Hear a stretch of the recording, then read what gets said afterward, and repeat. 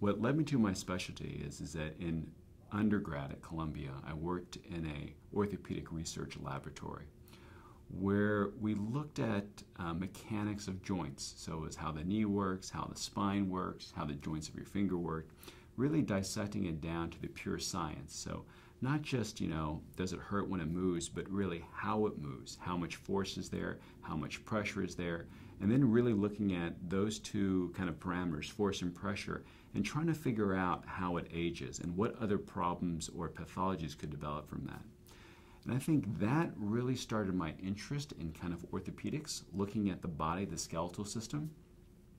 What's amazing about spine surgery is that spine surgery is not just kind of the mechanics of the body. There is a complex neurological structure, from the brain to the spinal cord to the nerve roots that really interplay into the mechanics of joints as well.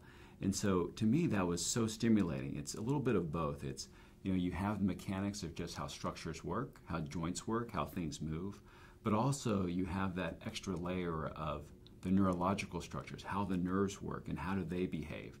And combining those two I thought was very fascinating, and that's really what started my kind of road into spinal research and then into spine surgery.